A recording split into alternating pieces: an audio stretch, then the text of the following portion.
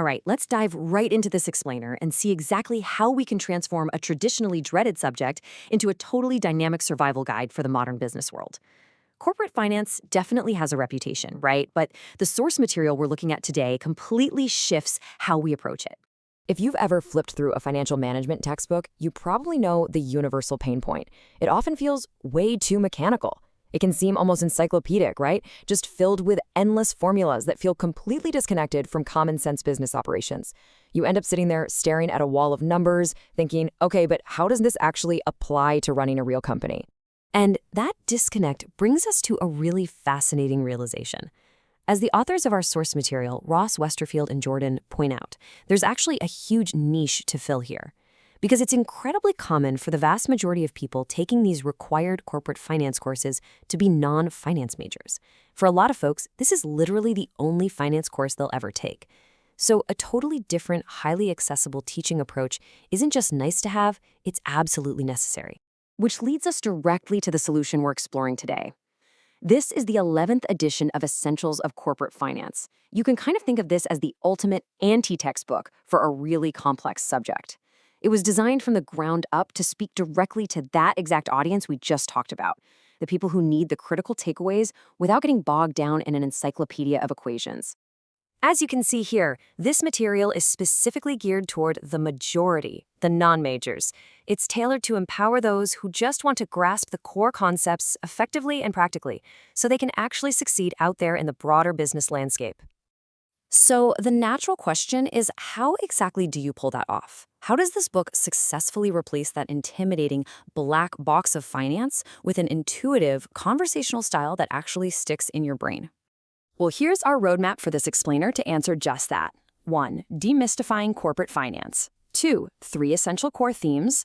3. Real-world financial decisions. 4. Navigating the text. And 5. Tools for student success.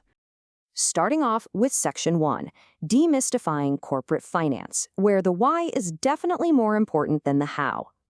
The overarching goal here isn't to be some massive, exhaustive reference manual.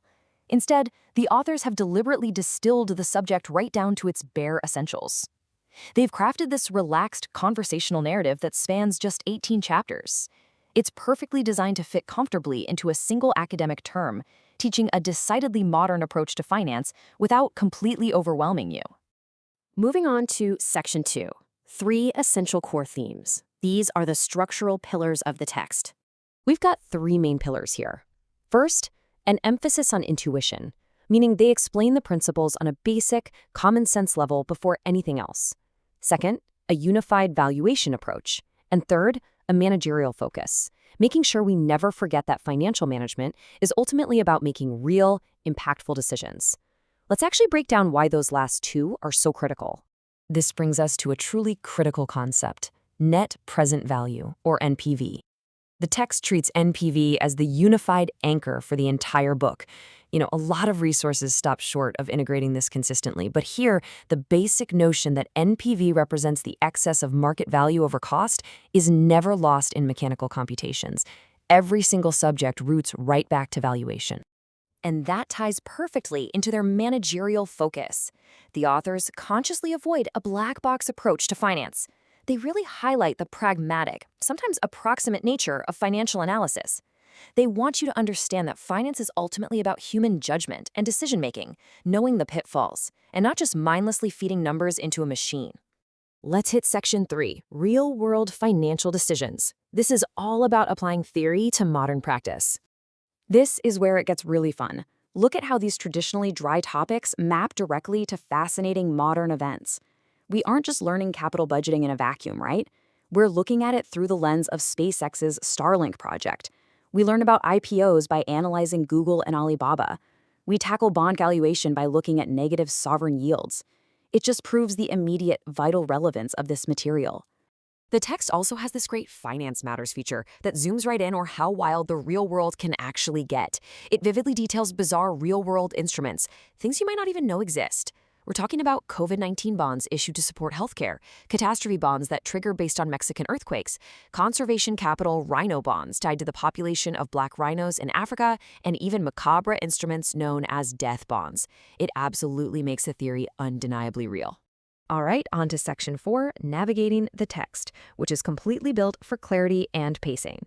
Notice how the chapters actually kick off. They use these chapter-opening vignettes as an immediate hook. So, for example, before they ever hit you with a complex bond formula, they grab your attention by analyzing the bizarre reality of negative interest yields in global markets. You're completely invested in the real-world mystery before you even start doing the math. Finally, Section 5, Tools for Student Success, shifting from passive reading to active learning.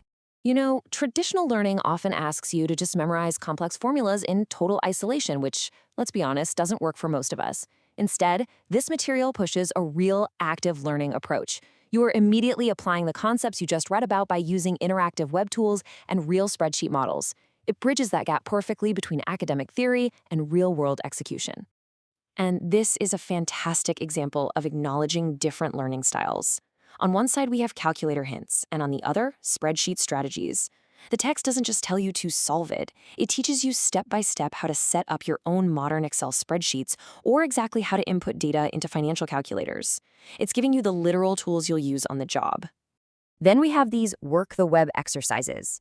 In one highly tangible example, you're actually directed to use FINRA's trace system online. You literally jump onto the web to look up real-time corporate bond prices for actual companies, like AutoZone in this example, and you pull their yield data yourself.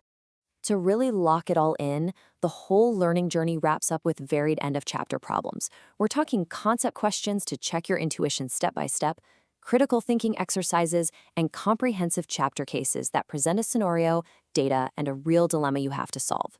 Combined with Excel simulations, it ensures these core intuitions are deeply cemented in your mind. So, having stripped away the black box and focused purely on the intuitive, managerial core of the subject, I want to leave you with this final thought.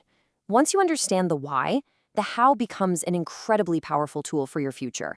So, how will mastering these accessible, bare essentials of corporate finance change the way you approach your next big professional decision?